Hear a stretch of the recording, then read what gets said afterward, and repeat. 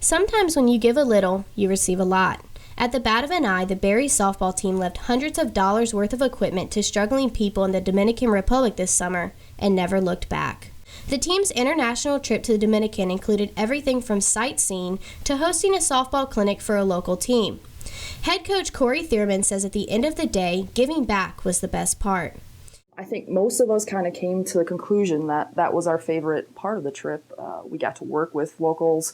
They were just so excited to have us there and have us give back just a couple hours of our time. We wish we could have done it every single day. Even though the softball team travels a lot during the season to play games, many of the players still had no idea what to expect. We do traveling during the year, mainly in the South region. So we have kids that have never even been to the Midwest or to the West. So going out of country and getting to experience a third world country was just eye-opening for all of them to see that life is very different outside of America.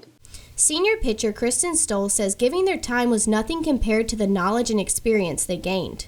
It was a neat experience because I got to see how they lived and what they got versus what we get, which isn't much. The clinic the team hosted created lifelong memories for many of the players.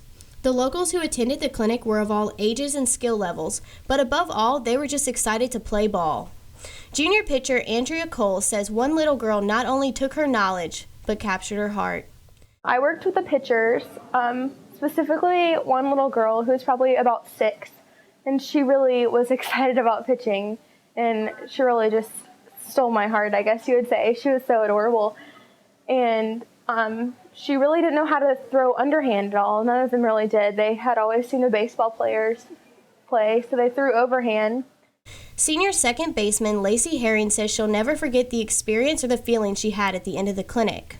All of the players not only gave their time to the local people, but chose to leave their equipment as well. Once we finished our clinic in one of the poor communities, this little girl, probably about, I would say, 7 or 8 years old, she came up to us afterwards and gave every single one of us a hug and had the biggest smile on her face just from hanging out with us for 2 hours. It was just an awesome feeling, very rewarding. The trip was only a week long, but had the impact of a lifetime.